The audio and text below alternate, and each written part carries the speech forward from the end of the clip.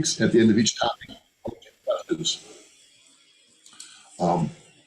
So the first one is the phishing attack. There's actually two different topics involved here. The first one is, as you saw from the emails, there is somebody who's sending out emails with addresses that appear to be similar to people in charge, whether it be the manager at Barefoot Beach or other locations, asking you to send them information they could use to take money out of your account. There is no fix we can do at the Barefoot level because it's not going through Barefoot. It's being sent through an email system unrelated to us. So it would work best for everybody to understand is they need to be vigilant in not sending out information over the email for anything important financially. That'd be credit card numbers, social security numbers, banking information. None of that should go by email. And you should understand that we don't have a fix for that. There's nothing in the world. You just have to make sure you don't send the stuff out. Sometimes the bank will catch it if it's really a serious problem. Sometimes they won't. But it's incumbent upon you to make sure that when you send something, don't send it via email. We have no idea where they got the list of email addresses. There's a pretty good chance it didn't come from Barefoot or Guest Services because they didn't get to all 348 unit owners. It got to literally just a few. So we don't know where it came from, but most likely they hacked into some owner's account that had addresses for the owners that got the emails. Are there any questions related to that?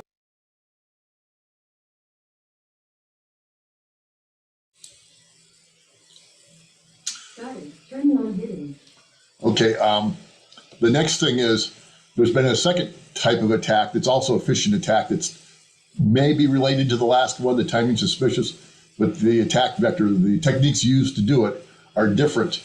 It appears that somebody has sent a email address to our accountant that indicated they should change the way bills are being paid, and they took the money and ran. We don't really have much detail on that. We won't have any for a while. We believe we're covered by insurance on that one for all of it or most of it. Again, we don't really know that. That didn't go through the way we currently understand it. That didn't go through Barefoot, but that doesn't mean it didn't. It just means at this time we don't think it did that. So basically, that one we're working on very aggressively every day and trying to figure out what's going on and make sure it doesn't hinder us. But until we get the money from the insurance company, we'll be covering that losses inside our regular budgets because our vendors have to be paid. And then when we get the money from the insurance company, it'll reimburse us for that. Okay, so I'm now going to go to the next topic because I presume I don't have any more data on that one other than that. Which accounting firm, please? Now we'll skip that for now. Okay. Okay. I'm keeping it all very vague because before I know it's really accurate, I don't want to say anything bad about anybody. We're in the beginning stages. I've looked at it. This is what I think happened. But until other people confirm it, I'm going to keep my mouth uncharacteristically quiet. How's that? You're supposed to laugh at that, folks. The next topic is the occupancy. And as you know, there's two buildings that don't have occupancy in our club. 260, which is building 4, that permit is under review. It's a fire alarm permit. They have another meeting today with them. Apparently, for some reason I don't understand and really can't comment on, FEMA's somehow being involved with this, and we're not really sure what that means, but we have not got the permit from the fire department. We are asking them to do the inspection on the fire alarm radio, which is ready to go and requires a separate permit and requires more advanced notice to them. So we're waiting on a permit, basically is where we're at with 260. And we think that will be whenever the county issues it. We'd like to think that we're close, but it's foolish to say that till it happens. 255, building number 2, is also got a permit requested in there. They have probably a week or two more worth of work to do before they're ready for the inspection. But we submitted a permitting request so we could, try to make that as soon as possible. But again, it's up to the permitting people. That also has the new radio in place and we're using it. We need to get that permitted, and that can be permitted. That is permitted separately from the actual fire alarm panel. So that's where we're at right now. We think those buildings are, increasingly close, but close doesn't count. We haven't got you in yet. I will tell you the one humorous thing is one of the owners called me and said, gee, if you wait a few more weeks, we could, can't get in for 6 months, we get more tax benefits. I'm still working really hard to get the buildings occupied. I'm sorry, I'm not really But sadly, maybe if I don't control it, that might actually happen. But we're working on it really hard. We're really down to just the fire alarm in building 260, and it's just the permit. In 255, I believe we're down to just the fire alarm work and the permit, but the permit's requested. We had a issue with drawings. We had drawings. The county rejected them. I was hoping they'd take them, but they have all the official drawings now. For the condominium rebuild, this is not really a COA project, so I don't really have much to do with it other than to kibitz from the side. But I'll give you an update as best we have it. And I do get questions on it. I'm going to try to answer a couple of them here. 2 buildings don't have slabs poured yet. They were supposed to be poured today. Upon arrival today, they have indicated that that will not happen today, and we're trying to get that corrected. They now say they'll start that on Tuesday. It's the usual stuff we go through. Some say they can't do something for some reason, and we try to work our way around it. They have approximately 4 of the buildings. There's 10 buildings that are being rebuilt. 4 of them have about 90% of their walls up or more. There's always something keeping you from 100%, but we're getting closer. And getting the walls done is a big step, but you still have to paint the insides, get the gates up on the insides, get lights up. So it's not the end of it. We still think we'll be done before season starts, but it gets increasingly close with every delay. But at the very least, the walls should all be up. They should all be painted. And hopefully you should be able to get your stuff in there down below. The order they do the buildings is kind of sort of what appears random to the owners. But basically, first of all, a lot of the buildings could be, the people doing the concrete don't want to put up the scaffolding and do half a wall. They take the scaffolding down and carry it somewhere else and do another half a wall. So they really want to do a whole building at a time. And so to do that, they really can't start the building until everything is done. So for example, if you're missing a slab, they really can't do that building. If the slab is someplace where they need to put up a wall. So we're working, theoretically, we're going to get them all done in the next month for the walls, but that may be optimistic, but that's certainly within a month or two, and that's the big thing. And we're kind of going from one building to the next, depending on which one's, ready to go. If there's 2 or 3, there'll be a little bit of a plan, but right now, I'm not going to be that optimistic. We're just hoping that, they continue to show up and do work. We really can't do much when they don't all show up. The last thing I was going to bring up was the clubhouse. But before I do that, I'll bring something up I probably should have mentioned earlier. FP&L supplied us unstable power yesterday, which meant that we had flickering lights. And this occurred in the clubhouse, and we had some success there. For the first time since we had a generator, we had the generator configured to automatically power up. My wife and I went in on multiple weekends and installed a new UPS system, so the network and the phones would run until the generator powered up. We did that weekends because, of course, you don't want to take the office phones down during weekdays. And so with the multiple power failures yesterday, it's my understanding that the network stayed up and the phone stayed up, and any battery-powered laptop stayed up, which is a success. That's the first time we've had our clubhouse able to withstand power failures successfully. So that's kind of a step up. That also means when we had the power flicker, one person gets stuck in an elevator.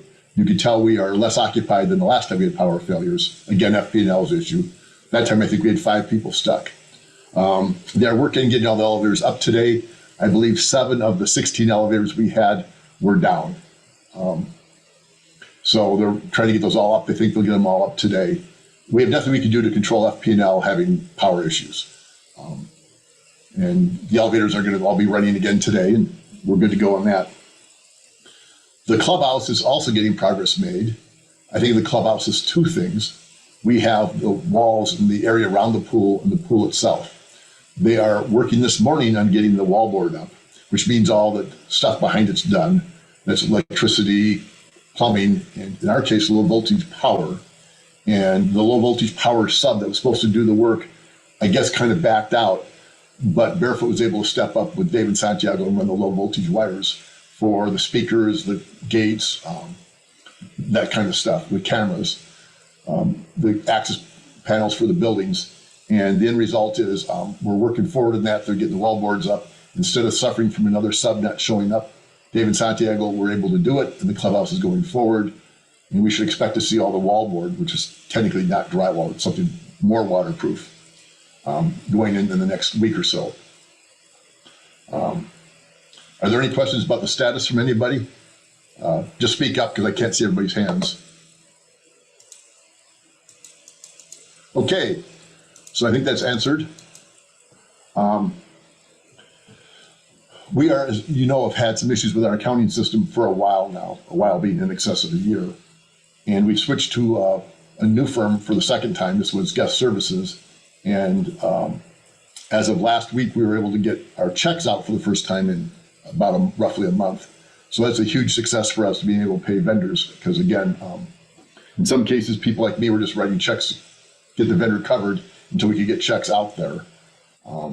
It's a real big success to be paying checks. And I'm sorry to say that that sounds like a big success, but it's been painful to get that done. It's been one of the most frustrating things about the recovery from the hurricane is we get everything's lined up and we finally find a sub who will show up and do the work, and then they won't show up because we haven't paid a bill from 2 months ago. And that's only our fault about half the time. Half the time their accounting system is at least as screwed up as ours for some of the vendors. But still, it's incredibly frustrating to be doing all the work and then not get something done because some bill didn't get paid. The next step with accounting conversion is to make sure we get the invoices out to all of the owners so they can pay their assessments. That's going to be done in kind of a two-step process. The first one is just the amount you need. We'll make sure all the addresses are correct and money gets deposited. And we're hoping by the time we send out the next invoice, which will be 90 days later, we could actually have an accurate statement for what you've paid and what you've incurred for costs and where you stand for your balance in that. At this time, we're unable to do that because we don't have adequate accounting data from the past that we trust. We're also going to try to get decent financial statements. That'll probably occur before the corrected owner balances because they go out every 90 days. But we are making progress. It is refreshing to get invoices paid again. We have a new process for getting bills submitted to a specific email address that seems to be working very well. And some of our customers, some of our vendors are improving their accounting systems, and some are not yet. So anyway, that's how we're going with that. So we're moving everything to Guest Services. You'll be getting an information packet from them on how to move over to that in the near future. But it's working. We're getting it there. The next topic will be the call box replacement. We have committed to using a product from a company called Butterfly MX. Most of the clubs have signed the paperwork. The ones that haven't, I believe, are within a day or two of doing that. That's half of the process, is getting the call box installed. The other half is getting the internet to the call boxes, and that's through Hotwire. We're not as far with them on that one. We're trying to get Hotwire to do it in a non-expensive, we'd like a more reliable, less expensive way than they've currently proposed. We're working on trying to see if they will do that. And that's where we're currently working with Hotwire. But we think we'll have call boxes installed and hopefully internet in less than 2 months. We're aiming for 1 month, but given what I see down here, I'll be happy if it happens within 2. But everybody's committed to having it done in a month, but that doesn't really mean much. One thing that will be different than before is actually a couple things. One is when you enter your code for the elevator, the door nearest that will be unlocked for some number of seconds. So if you don't have a key, you can still come up the stairwell without having to have a key. You can just do it from the code. The other thing that will be different is it's our intention that the code you use for your unit will be the exact same code you use for the pool and the clubhouse. So you don't have to remember a code that we will change every year or anything like that. It'll just be the same code. Those are kind of the big changes you should see. Again, anybody has any questions, please just interrupt and ask them. Steve Fisher here. Question on the call boxes. For security purposes, will they require us updating our codes periodically, whether it's quarterly, semi, or annually? It's not a function of our vendor, it's a function of what policies we put in place. And it's something that the COA board will have to talk about and see what they want to do. Just sort of trade-offs related to that. You know, with all the remodelers and everyone else going through and having previous codes, the security is minimal. It's a mental thing that you have a box to push, but you really have no security if they don't update codes regularly. Right. The way we're handling that is when you have filled out your construction remodel form, at the end of that, we'll require you to change your code. That was something we were talking about before this happened. So that when you do doing construction, at the end of that process, one of the things you have to do is pick a new code. We're also going to make the new codes have to be more complicated than the old ones. No more 7777 codes, or 1, 2, 3, 4. 777 was the lowest left-hand corner, so the kids could enter that one. And that was used disproportionately frequently. Thank you. So we're doing things to make it better. Scott, this is Kathy. I missed when we thought we were going to be getting the call boxes installed. The call box itself should be installed, we think, within the next 30 days. Did you hear my qualifiers in that? The vendor says 30 days. Let's go with that. But that does not guarantee we'll have internet in 30 days, which is part of what we need to have to make this work. We don't have a good estimate from Hotwire on that yet. We're working with them on a frequent basis. That is being taken up ably by John Montaigne, and I'm sure he'll get it done on time. If not, I'll gladly give you his phone number. That was supposed to be a joke, John. I wouldn't do that to you. Yes, Pat, I'm as frustrated by the process as anyone. Oh, I know. I was teasing, you realize. I'm very glad you're doing it, and I appreciate it very much. Anything else in the call boxes? Okay, the next thing is the hallway lights. Not everybody's familiar with this. Building 11, 266, the one that I live in, 43% of their hallway lights were out. So it's pretty dark in there. So we were motivated highly to get the association looking at new lights because we needed to replace these broken lights. We've, I believe all of the clubs, or certainly almost all of the clubs, have agreed that this 10-inch flat disc light that's an LED is what we're going to use. As a test, we installed them in building 11, the one that had the most bad lights out. And we put dimmers in because they're very bright. We need to dim them down. We knew that before we put the lights in. And the way this is working is we have all of the lights in building 11, 266, have switched over. All the floors but the ground floor are on dimmers, and they seem to be dimmed and work well. The work was done by Dave and Santiago. The installation work was done by Dave and Santiago. In a normal work week, they were able to do it in 3 business days. They still had to take time out to do the other stuff, but it took about 3 days to do that. The lights in the garage, we're still experimenting with different options to make them dimmer. We may use less lights. We may use a dimmer down there. We're still investigating the options, but the goal is to make that be a little less bright.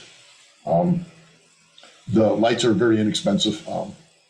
It's about $2,000 for a small building and about $4,000 for a big one. And they should all be in, hopefully before the summer's over. It's being handled by the Dave and Santiago on rain days. So when it's rainy, they'll go up and do that when they can't do other stuff. So that's our current plan for that. Are there any questions about that? I love it. Parking lot. So the hallway lights are a solved problem. We know what we're doing. We're getting it done. The parking lot lights, we're still investigating. There's a new set of statutes that came out that kind of conflict with the turtle light rules. The parking lot lights have a bunch of rules that require them to be turtle friendly. And there appears to be a new set of state statutes about minimum illumination. And the two seem to do not seem to work out real well with the position we have of our current light poles. And so we're investigating, getting professionals to look at what we need to do. Jamie has some property down this Fort Myers Beach. They put some lights up, and he commented on when he went out there and looked at it, that they were pretty dim when they switched their parking lot lights over to turtle lights. And so we're just trying to figure out what we can do there to make them bright enough for humans to be safe and to meet the statutory requirements for minimum light, which is 1.8 foot candles, 18 inches off the ground, just as a piece of trivia, and to make them turtle light friendly, which is generally requiring yellow dimmer lights. So we don't have a good answer. We're working on it. And that's my best answer for that is it's incredibly frustrating. What I thought would be an easy task has turned into a very complicated issue. The next topic is mostly informational. Just to let you know what's going on. The clubs, and I don't think the COA will be involved with this, though I wish they were. There is a public adjuster firm who's said to us they would look at getting money in addition to what we've already gotten. And what they get that we have not gotten, did not request for, they would take 8% and give us the rest. And so we're kind of excited about this because this is money we did not think we're going to get, that they're willing to go fight for and then give us 92% of it. We've not signed the contract. There's some issues we need to go over to make this work. But it's something we're spending a lot of time looking into and trying to get in place. As you can guess, the legal obligations of figuring this out are kind of sort of high. So it's just basically we're looking at getting additional money, and hopefully we'll get it.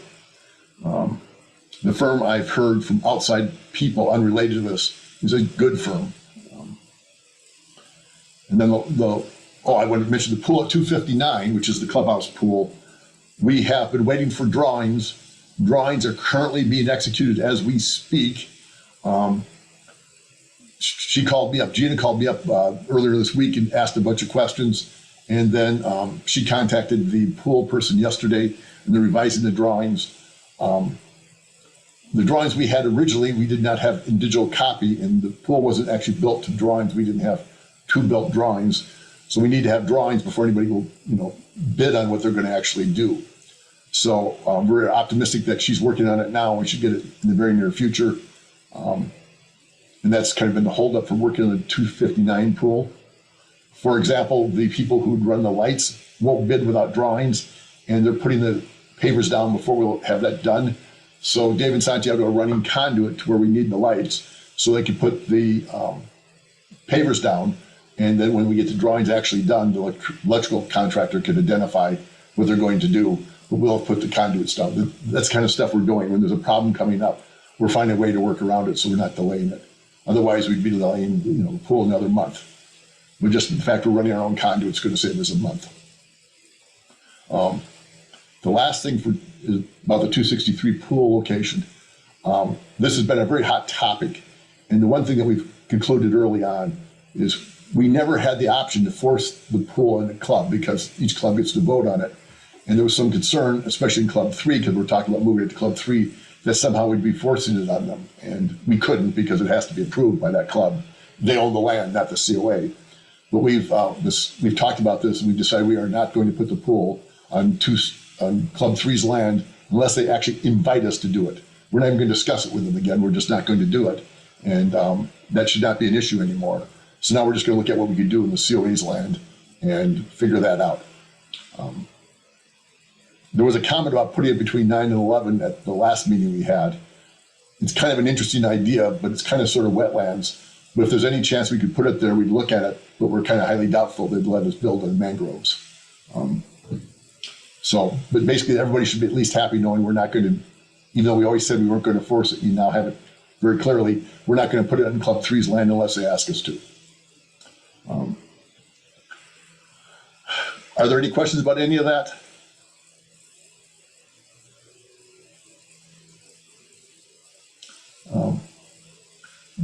Some people have trash chutes, some don't yet. That's kind of handled on a club by club issue. Scott? Yep. Yeah, back to the pool. Are plans being drawn up for the 263 pool at this point or not? No, we're still waiting for Gina to get the plans done for 259. And Okay.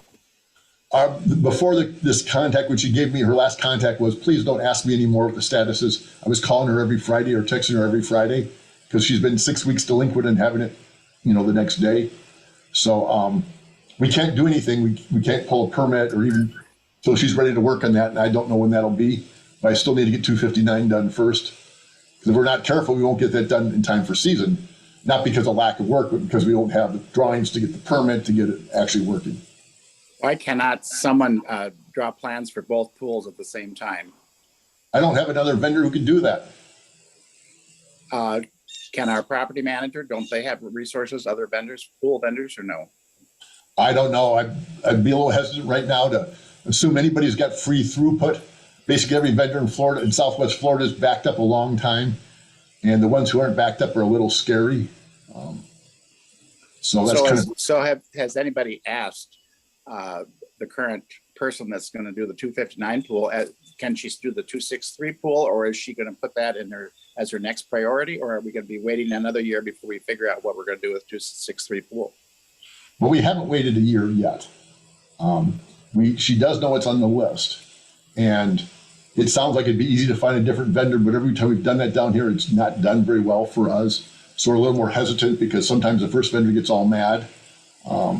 That happened with our network person. We need to understand that in our environment, there's only so many things we could do and still keep vendors showing up. And so right now we're just working on getting the 259 pool up and out the door. We have, I believe we have the permit to remove 263, but we haven't even removed it yet. There is a requirement from the inspector, by the way, that we fill the pool in before we start the new one. Because Let me ask the question. At the last COA meeting, a question was raised that this was an attractive nuisance and that it had to be corrected. And as far as I know, by putting up the fence and putting the green sheet around it, you have corrected the attractive nuisance. So I don't see why you have to do anything at this point to the 263 pool. It seems to me it would be a lot cheaper to remove the pool when you fix the pool at the same time versus spend money now and then spend the same money to fix it again. they will not, the way it works is your statements there have a fair number of inaccurate comments. The county will not let us do that. The county says you will not get a permit to build a new one. You get the permit to remove the old one. When you remove the old one, you must fill it in because we don't know how long it will take to get the new one. The fence around the pool does not remove the attractive nuisance at the county's level. The county has said you must fill it in. So have they filled in all the pools on big houses as well? I don't see any fences up there. I have no idea. That's not my problem. I'm not going to debate with the county. I'm going to say, yes, sir, what do I need to do to get your permit to do the next step? I hear what you're saying. Thank you. It's a frustrating process. The permit, many things the government has done in the last 6 months have actually been very positive and helpful for Barefoot Beach. The permitting office is not one of them. Okay. Scott? Yes. Hello? Hey, I just have one question regarding the pool. Hey, well, wouldn't it make sense to design a pool depending on where it goes? I'm kind of thinking that if it stays at 263, it's probably going to be about the same size and blah, blah.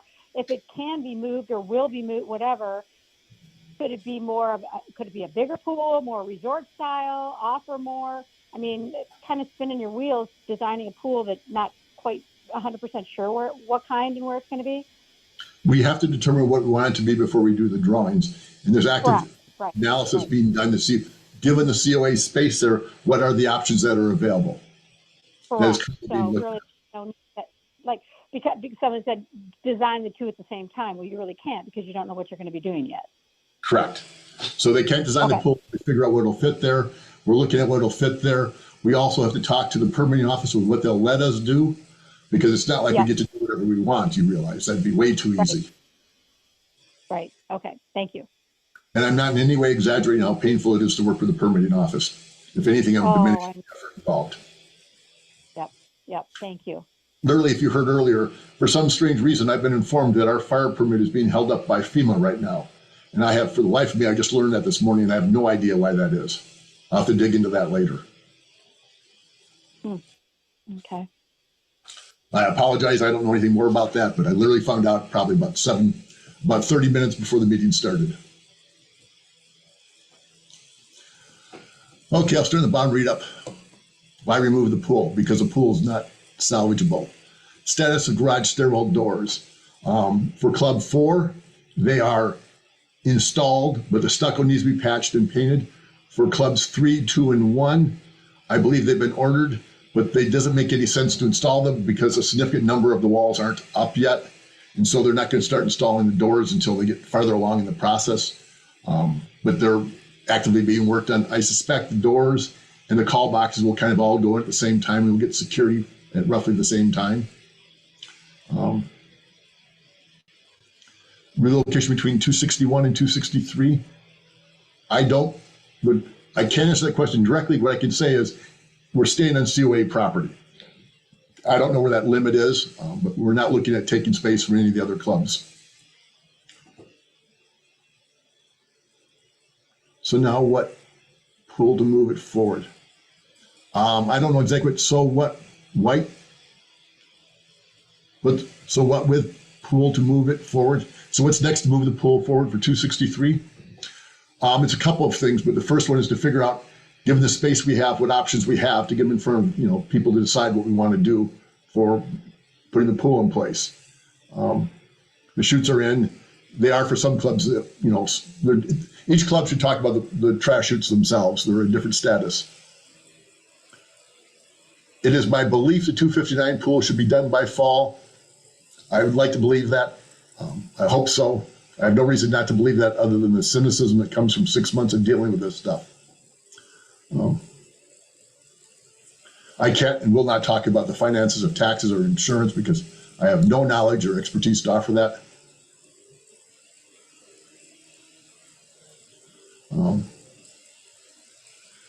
I won't talk about Club 1 having interruptions. Hopefully they haven't recently, but that's not the case in the past. Yeah, I don't have anything to say about property tax relief. Of all the things I'm ignorant about, taxes and insurance are very high on my list of ignorance. And I hope very much not to change that. Are there any other questions? This went way Scott, faster than I thought. I have another question. Go.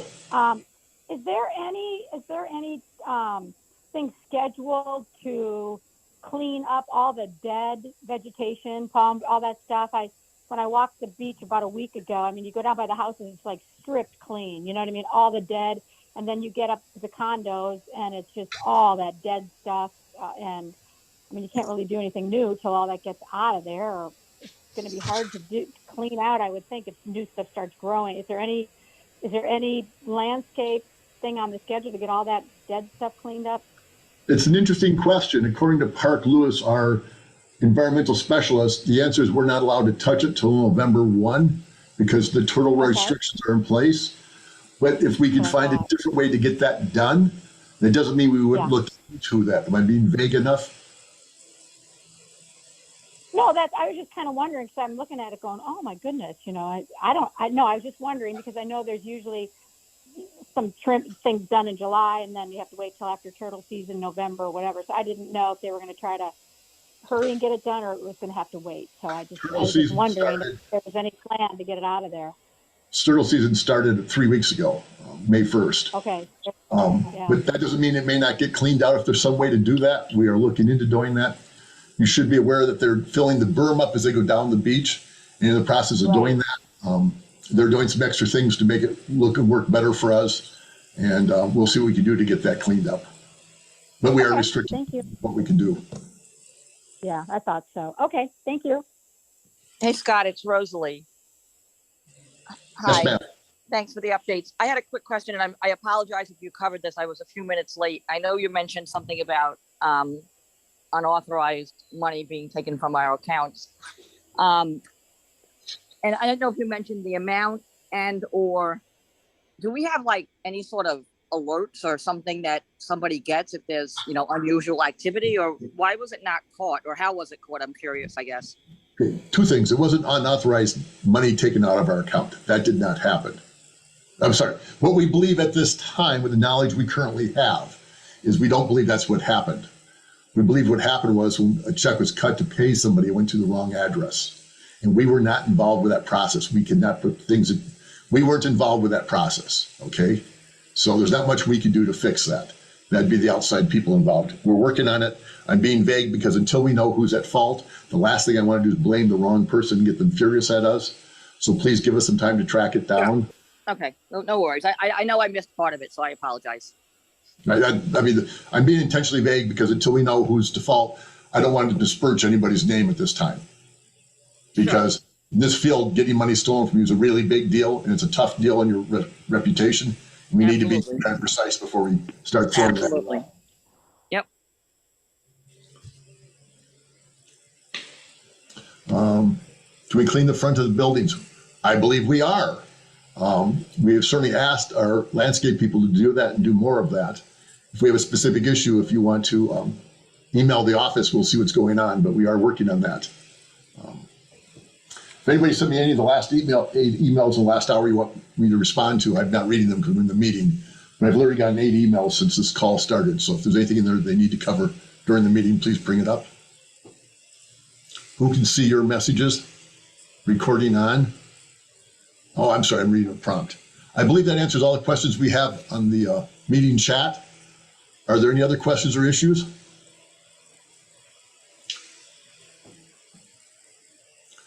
Yes, they are definitely highly paid positions. My doctor informed me my blood pressure is up and he wants me to stop letting it get up that high. I have a question for you. Given how fast this meeting went, do we want to have another town hall meeting before the next board meeting, or do we want to skip it? What do people feel? And if nobody says yes, I'm going to assume it's a no, so you have to say you want it. So until all buildings are occupied, I think these town halls are helpful for that status. okay, I will do that. I'm trying not to make people feel too inundated with meetings.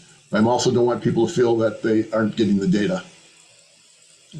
And just so you know, there are no secrets about when the buildings will be occupied. You don't need to call and ask me that. I don't have any more data that I've given you. The county has the permit request. They are working through the issues. When they decide we have no more issues, they issue it, we will call for an inspection. And no, I had no idea, in fact, till today, came to be part of the approval process. But whoever said that the permitting process is going to be easier lied. Scott, it's Kathy. Someone has mentioned that perhaps instead of having two separate meetings, we combine them and do the town hall and the board meeting together. So what is everybody's thoughts on that? Let me explain to you why we're not doing that. The attorney has said we should not record our board meetings for legal reasons. So anything we say in the board meeting is not going to make it to a recording. So if you want to have this information disseminated and owners to be able to get it when there is unable to attend it, we'll need to do this part of the meeting, not as part of the board meeting. We've changed our format to be, some of the board meetings are getting between 1.5 and 2 hours long. We're trying to shorten them up by getting these discussion points out first, and then have the meeting just be discussing the resolutions and letting any owners who didn't come to the town hall meeting make their comments at that point, because we have to allow comments during the board meeting. But that's our goal, to make the board meetings to be shorter, to pull this information out, make it informal, record it, ask questions, and then kind of leave the board meetings to, approving a contract, doing whatever we need to do is condo business. So that's why we've done that differently. And until we get the buildings occupied, these meetings are more desirable now than normal. And so I think that that's an important way to go. So I do want to keep them separate, just to allow us to record them and give them out. I understand everybody who's not in their units very frustrated. Trust me, I'm frustrated too. I've got a lot of hours in it. I never thought for a second it'd take this long. Anything I do to get it up and off my plate, I'd be super happy with. And no, don't call the permitting office and somehow try to help. Do not do that.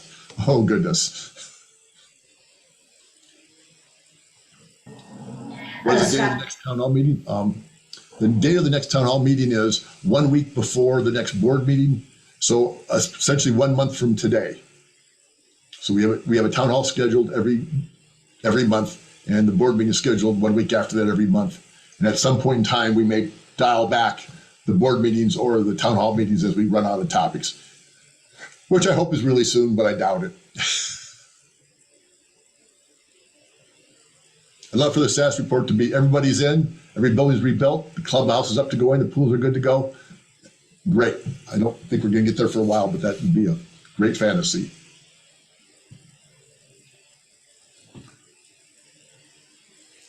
Okay.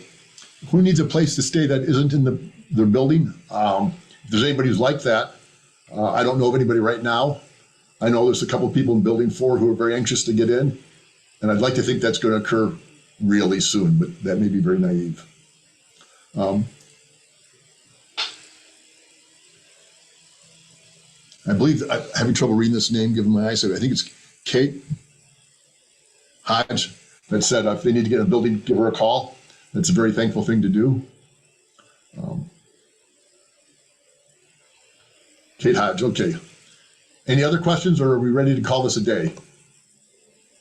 I appreciate everybody coming. I appreciate everybody being supportive, and have a good rest of the day. Thank you. Oh, and by the way, The trucks are still going down the street at a prodigious rate, both in speed and number of trucks, but they're supposed to be done middle of next week. Wednesday's the day they're currently talking. They're making progress down our beach. The berms are high. Any place the berms are next to a hole, they of course have to fill in the hole because the berm would fall in, and we're getting some extra benefit that way. So the berm should be up so the next storm will not be, and I don't mean hurricane, I mean next storm won't go as far as the one did, whatever that was, a month ago, 6 weeks ago. Well, thank you, everyone. Thank you, Scott.